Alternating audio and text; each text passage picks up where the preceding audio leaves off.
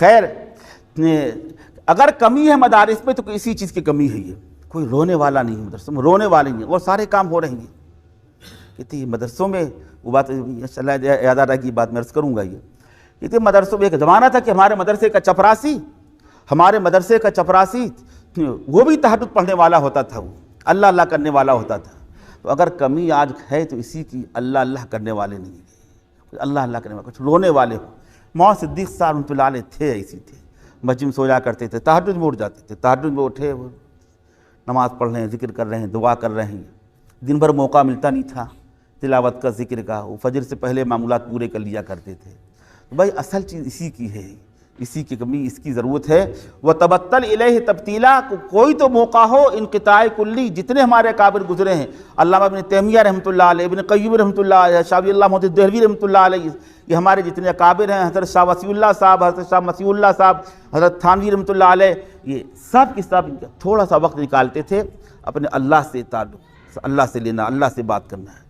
تو بھائی اس کے بغیر کچھ ہوتا نہیں ہے۔ مولانا صدیق رحمۃ اللہ علیہ فرمایا کرتے تھے کہ مدارس میں اگر کمی ہے تو اسی بات کی کمی ہے، یہ اسی بات کی کمی ہے کہ وہ وَتَبَتَّلْ إِلَيْهِ تَبْتِيلًا، اس کا موقع نہیں آتا، وَاذْكُرِ اسْمَ رَبِّكَ، اس کا موقع نہیں آتا۔ تو بھائی اس کی بہت شدید ضرورت ہے یہ کہ ہم سب اس بات کی کوشش کریں گے۔ مولانا صدیق صاحب باندھوی رحمۃ اللہ علیہ کو کبھی ہم نے دعا میں روتے کم دیکھا ہے، دعا کراتے تھے تو دعا میں روتے نہیں تھے۔ ایک مرتبہ ایک قصہ سنایا تھا، وہ قصہ سنا رہا ہوں آپ کو، آپ حضرات کے علم میں ہوگا۔ اس قصے کو نقل کیا ہے مفتی محمد شفیع صاحب رحمۃ اللہ علیہ نے اپنے ایک رسالے میں، حضرت تھانوی رحمۃ اللہ علیہ کے ملفوظات میں ہے، میں نے پڑھا ہے، اور حضرت شیخ الحدیث مولانا زکریا صاحب رحمۃ اللہ علیہ نے آپ بیتی میں اس کو نقل کیا ہے۔ بہت مشہور واقعہ ہے کہ ابو عبداللہ اندلسی کا واقعہ ہے، جو حج کرنے جا رہے تھے، پورا قصہ آپ کے سامنے عرض کرنے کی ضرورت نہیں، حاجت نہیں ہے۔ وہ مولانا صدیق صاحب کے چند جملے جس انداز سے قصہ بیان کیا تھا، انہی چند جملوں کو نقل کرنے کے ساتھ آپ کے سامنے اختصار کے ساتھ عرض کر رہا ہوں۔ یہ حج کرنے جا رہے تھے، وہ سینکڑوں نہیں ہزاروں کی تعداد میں ان کے مریدین ہیں، ہزاروں کی تعداد میں ان کے مریدین ہیں، خود حافظ قرآن بھی، حافظ حدیث بھی ہیں، سینکڑوں ہزاروں حدیثیں ان کو یاد ہیں، قرآن پاک کے حافظ بھی ہیں۔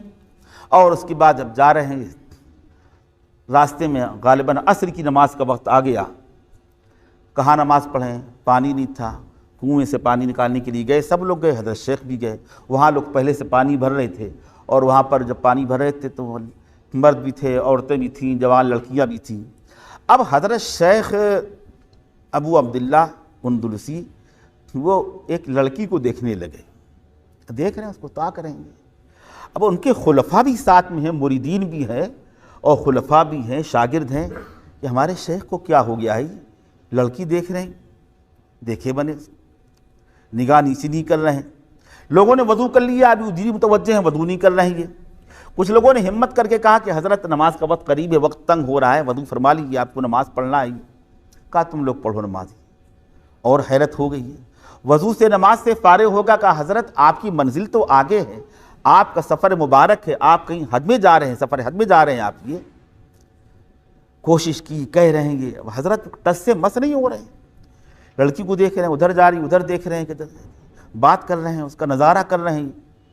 اب سارے مریدین مخلصین جتنے تھے وہ حیرت میں پڑ گئے، افسوس میں پڑ گئے۔ اور اس کے بعد جب بہت زیادہ اصرار کیا تو شیخ نے، ان سب کے شیخ تھے، پیر مرشد تھے، حافظ قرآن تھے، حافظ حدیث تھے، ایک جملہ یہ کہا کہ جاؤ تم جاؤ، تمہارے کام کا نہیں رہا میں، تم لوگ جاؤ حج کرنے جاؤ، میں تمہارے کام کا نہیں رہا تمہارا۔ حیرت میں، حج کا زمانہ قریب تھا، اگر رکتے اور اپنا وقت صرف کرتے وہاں پر تو ان کا حج فوت ہو رہا تھا ان کا۔ چلے تو گئے، لیکن جس طرح کڑہن لے کر گئے ہیں یہ، جس طرح بے چینی کے ساتھ گئے، انہی کا دل جانتا ہوگا، ایسی بے قراری کے ساتھ۔ اس میں لکھا ہے، حضرت مولانا صدیق صاحب رحمۃ اللہ علیہ فرما رہے تھے کہ پہنچ تو گئے خانہ کعبہ میں، لیکن خانہ کعبہ میں جا کر کے وہاں کا غلاف پکڑ کر کے رو رو کر ایسے دعائیں کی ہیں، ایسے رو رو کر دعائیں کی، اے اللہ میرے شیخ کو کیا ہو گیا، اے اللہ میرے شیخ کو کیا ہو گیا، میرے استاد کو کیا ہو گیا، میرے حضرت کو کیا ہو گیا، اے اللہ ان کو معاف کر دے، ان کے قصور کو معاف کر دے، ان کو توبہ کی توفیق نصیب فرما دے۔ ایسی دعائیں کی، بل بلا کر دعائیں کی ہیں یہ۔ لیکن حج پورا ہو گیا، جلدی آنے کا تقاضا تھا اپنے شیخ کی وجہ سے، اسی راستے سے آئے، پیدل سفر تھا۔ پہلے زمانے میں کوئی شیخ جاتا تھا، بہت سے لوگ ساتھ میں جاتے تھے، ساتھ میں جاتے تھے کہ حضرت کے ساتھ حج کرنے کے لیے جائیں گے۔ مسلم شریف پڑھاتا ہوں میں، کتاب الایمان میں ایک روایت گزری نظر سے، گزری کہ آپ حضرات کے علم میں ہوگی، وہ جنتی جنت میں چلے جائیں گے، جنتی جنت میں چلے جائیں گے، کہ اے اللہ تعالیٰ، یہ تعبیر ہے، یہ حدیث پاک کا مفہوم خلاصہ اور اپنی تعبیر ہے، اے اللہ تعالیٰ جنت میں مزہ نہیں آ رہا، اچھا نہیں لگ رہا، کیوں؟ ہمارے ساتھی جو دنیا میں ہم جن کے ساتھ رہتے تھے، اس میں ایک لفظ آیا ہے کہ ہم ان کے ساتھ حج میں ہوتے تھے، ہم ان کے ساتھ روزہ رکھتے تھے، روزہ رکھنے سے مراد افطاری سحری سب شریک ہونا، حج میں ہمارے ساتھ ہوتے تھے، رمضان میں ہمارے ساتھ ہوتے، وہ ہم کو نظر نہیں آ رہے ہیں۔ حدیث پاک میں ہے، کتاب الایمان میں روایت موجود ہے۔ تو کہیں گے، ان کو جواب ملے گا کہ ان کے اعمال ایسے نہیں تھے، اپنی معاصی، گناہوں کی بنا پر، بدعمالی کی بنا پر وہ تو دوزخ میں چلے گئے۔ یہ کہیں گے اے اللہ تعالیٰ ان کے بغیر تو نہیں اچھا لگ رہا ہوں۔ اللہ تعالیٰ جنتیوں کے نخرے برداشت کرے گا۔ یحجون معنا یصومون معنا، ہمارے ساتھ حج میں رہتے تھے، حج کرتے تھے، ہمارے ساتھ روزہ رکھتے تھے۔ یہ اللہ تعالیٰ کہے گا جاؤ، اچھا جاؤ، ان کو تم جن کو تم جانتے پہچانتے ہو جو ایسے ہو سب کو نکال لاؤ، جاؤ لے جاؤ جنت داخل کر دو۔ یہ ہے یہ اتقوا اللہ وکونوا مع الصادقین، صادقین کی معیت اختیار کرو۔ لوگ اللہ والوں کی محبت کو معمولی بات سمجھتے ہیں، ارے بہت بڑے فائدے اس سے حاصل ہوتے ہیں۔ احب الصالحین ولست منہم لعل اللہ یرزقنی صلاحا، یہ تو شعر ہے ہی، دنیا میں اس کا فائدہ ہوتا ہے۔ یہ ایک بات اور لکھی ہے، حضرت تھانوی رحمۃ اللہ علیہ نے اتنے وثوق کے ساتھ لکھا ہے، حسن العزیز جلد اول جو 4 جلدوں میں ہے، اس کی جلد اول میں لکھا ہے کہ بزرگوں کی، اللہ والوں کی صحبت کا، معیت کا بہت بڑا فائدہ ہے۔ سب سے بڑا فائدہ یہ ہوتا ہے کہ آدمی ارتداد سے محفوظ ہوتا، مرتد نہیں ہوتا۔ مردودیت سے اور مرتد ہونے سے اللہ تعالیٰ اس کو بچا لیتا ہے۔ عمل نہیں آیا، نماز کی پابندی نہیں، ذکر نہیں کرتا، نماز بھی چھوٹ جاتی، گناہ بھی اس سے ہو جاتے ہیں۔ پہلے زمانے سنیما ہال تھے، سنیما بھی دیکھ لیتا ہے۔ یہ حسن عزیز کی شروع ہی میں لکھا ہے یہ کہ اللہ والوں کی صحبت کا، اللہ والوں کی معیت کا، ان سے تعلق رکھنے کا، ان کے پاس آنے جانے کا، اگرچہ معصیت بھی کرتا ہے۔ حضور پاک کی خدمت میں ایک مسلم شریف میں روایت موجود ہے، آتے تھے حضور پاک کثرت سے آتے تھے اور بار بار شراب پیتے تھے۔ یہ لوگوں نے ملامت کی ہے، حضور پاک نے کہا کیا کہتے ہو، اللہ تعالیٰ اس کے دل میں میری محبت ہے۔ تو یہ بہت بڑی بات ہے، اللہ والوں کی محبت ہمارے دل میں ہو، ہم کیسے بھی صحیح، ہم کتنے گناہگار صحیح ہیں، اللہ والوں سے تعلق توڑنا نہیں چاہیے۔ جاتے رہو، کچھ کھلاتے پلاتے رہو، ان کی چائے پیتے رہو۔ یہ لوگ معمولی بات سمجھتے ہیں، بہت بڑی بات ہے۔ یہ آدمی مرتد ہونے سے محفوظ ہو رہتا ہے اور آگے مردودیت سے محفوظ ہو رہتا ہے۔ یہ ہوتا ہے یہ، اور یہ تو دنیا میں فائدہ ہوتا ہے، مرتد ہونے سے بچ جائے گا اور اس کو صالح بننے کا شرف حاصل ہو رہتا ہے، اب نہیں تو تب، جب کبھی ہوتا، آئندہ ہوتا ہے۔ اور آخرت میں اتنا بڑا فائدہ، یہ استدلالی فائدہ نہیں، کسی بزرگ کا ملفوظ نہیں ہے، رسول پاک صلی اللہ علیہ وسلم کا ارشاد ہے۔ یہ حضور پاک فرما رہے ہیں کہ وہ لوگ کہیں گے یا رسول اے اللہ تعالیٰ، وہ تو حج میں ہمارے ساتھ تھے، وہ حج میں ہمارے ساتھ تھے، روزے میں ہمارے ساتھ ہوتے تھے۔ یہ رمضان شریف میں جو لوگ ہمارے یہاں جو سلسلہ چل رہا ہے، یہ خالی حضرت شیخ رحمۃ اللہ علیہ کے ہاں، مولانا صدیق صاحب کے ہاں، اور یہ خالی ہتھورا باندھا اور میرٹھ اور سہارنپور دیوبند یہی نہیں ہے، ارے اوپر سے سلسلہ چلا آ رہا ہے۔ حضرت شاہ ولی اللہ محدث رحمۃ اللہ علیہ وہاں بھی سلسلہ تھا یہ، اور اس کے آگے اور جائیے، رسول پاک صلی اللہ علیہ وسلم جب اعتکاف فرماتے تھے، ہم سب نے پڑھا ہوگا، فضائل رمضان میں روایت موجود ہے مشکات شریف پہ، آپ نے پردہ اٹھا کر فرمایا جو لوگ اعتکاف کر رہے ہیں، میں نے اعتکاف کیا تھا شب قدر کی تلاش میں، جن لوگوں نے پہلے اشرے کا اعتکاف کیا ان سے میں کہہ رہا ہوں، حضور پاک صلی اللہ علیہ وسلم فرمایا کہ وہ دوسرے اشرے کا بھی، اخیر اشرے کا بھی اعتکاف کریں۔ اس سے معلوم ہوتا کہ آپ کے ساتھ صحابہ کرام کی ایک جماعت بیٹھتی تھی، بڑی تعداد ہوتی تھی، اعتکاف کرتے تھے۔ یہ رمضان کی سنت تھی، ہمارے اکابر نے اس سنت کو زندہ کر رکھا ہے، اور اس میں اور بھی بہت سی باتیں شامل کر دی ہیں۔ قرآن پاک کا مذاکرہ ہوتا ہے، وعظ نصیحت ہوتی ہے، ذکر کی مجلس ہوتی ہے، اصلاحی مجلس ہوتی ہے، قرآن پاک کا مذاکرہ ہوتا ہے، مشق ہوتی، تجوید۔ ہمارے اکابر نے کس طرح دین سے جوڑا ہے امت کو، یہ تو یہ اس میں ہے کہ جو ہمارے ساتھ روزے میں شریک ہوتے تھے، حج میں شریک ہوتے تھے، اللہ وہ ہم کو نظر نہیں آ رہے، ہم تو یہ سمجھتے ہیں، اس حدیث پاک کی بنا پر سمجھتے نہیں، صراحت ہے یہ جو لوگ یہ شرف کو حاصل کرتے ہیں، رمضان شریف میں بزرگوں کے پاس جاتے ہیں اور حج میں بزرگوں کے ساتھ ہوتے ہیں، ان کو بزرگوں کے ساتھ حج کرنے کی سعادت حاصل ہو گئی، یقیناً وہ اس کا مصداق ہوں گے انشاءاللہ۔ اس لیے پہلے زمانے میں دستور تھا لوگوں کا، اس بات کی کوشش کرتے تھے کہ حضرت شیخ جا رہے حج کرنے کے لیے، ہم بھی حضرت کے ساتھ جائیں گے۔ اس بنا پر ایک قافلہ ہو گیا تھا، پورا قافلہ ان کے ساتھ تھا۔ راستے میں یہ قصہ پیش آ گیا تو اب وہاں تو لوگ دعائیں کر رہے تھے، سب بہت رو رو کر دعائیں کی۔ جب وہاں سے واپس آئے تو واپس آنے کے بعد پھر خیال ہوا اپنے شیخ کو دیکھیں تو اسی راستے سے آئے، اسی کنویں پر گئے جہاں پر شیخ کو چھوڑ کر گئے تھے۔ اب وہاں تو کوئی نظر نہیں آیا۔ وہاں کے لوگوں سے پوچھا تھا، بھائی اتنے دن پہلے ہمارا قافلہ یہاں سے گزرا تھا اور ایک بڑے میاں ایک بزرگ تھے، ان کی زبان میں گفتگو کی، ہم ان کو چھوڑ کر گئے تھے، وہ کیا حال ان کا، کہاں ہے وہ؟ تو وہاں کے لوگوں نے جواب دیا، وہ دیکھو دور ہے نا، ایک کوئی ڈنڈا لیے ہے نا، خنزیر چرا رہے ہیں نا، سور چرا رہے ہیں تالاب کے کنارے، وہ ہیں، وہ دیکھ لو۔ قصہ کیا ہوا تھا؟ جب سب لوگ چلے گئے، اب لڑکی کی محبت دل میں سما گئی۔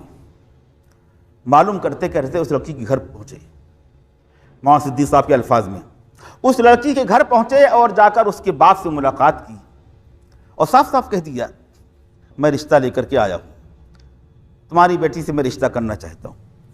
لڑکی کے باپ نے کہا کہ تم تو شکل صورت سے مسلمان معلوم ہو رہے ہو، ہم تو عیسائی ہیں، یہ کیسے رشتہ ہو سکتا ہے؟ کہا اس میں کیا حرج ہے، ہم بھی اپنا مذہب بدل لیتے ہیں، ہم بھی عیسائی ہوتے ہیں۔ لڑکی کے باپ نے کہا ہم کیسے یقین کر لیں کہ تم عیسائی ہو گئے؟ تمہارے ہاں اسلام میں خنزیر حرام ہے، ہمارے یہاں حرمت نہیں ہے خنزیر میں، ہم تو تب مانیں گے تم اپنی بات میں سچے ہو کہ ٹھیک ہے تمہاری بات منظور ہے، رشتہ منظور ہے، تم کو خنزیر چرانا پڑیں گے، یہ خنزیر ہے تم کو چرانا۔ چنانچہ اس دن سے وہ تالاب کے کنارے خنزیر لے جاتے تھے، چراتے تھے۔ کون ہے یہ؟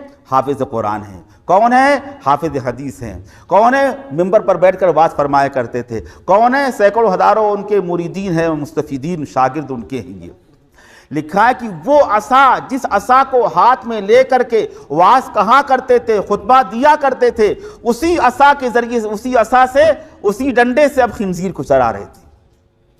لوگوں نے کہا کہ تم جو کہہ رہے ہو، جو شیخ صاحب تھے ان کی تو شادی ہو گئی ہے، گھر میں وہاں رہتے ہیں، وہ ان کا گھر وہاں ہے اور اس وقت دن میں ہے وہ خنزیر چراتے ہیں، وہ دیکھو نظر آ رہے ہیں نا، جاؤ وہاں جاؤ، وہاں اگر ملاقات کرنا۔ گئے، یہ قافلہ کیا جو سچے مخلص تھے، مریدین تھے۔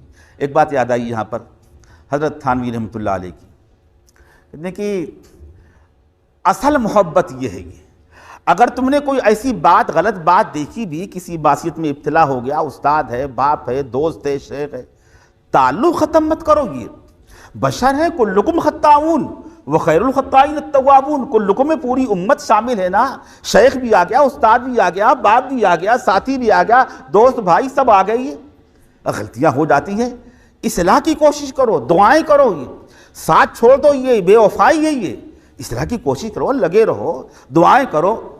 چھوڑا نہیں، انہوں نے ساتھ نہیں چھوڑا، اپنے شیخ کو کیسے چھوڑ دی؟ ہم اصلاح کی کوشش کریں گے، دعائیں کریں گے۔ دعائیں کر کے آئے، اب گئے تھے ادھر منہ تا کر رہے ہیں، تو وہ ان کو دیکھ رہے ہیں، وہ ان کو دیکھ رہے ہیں، کوئی نہیں بول رہا ہے، آنسو بہ رہے ہیں۔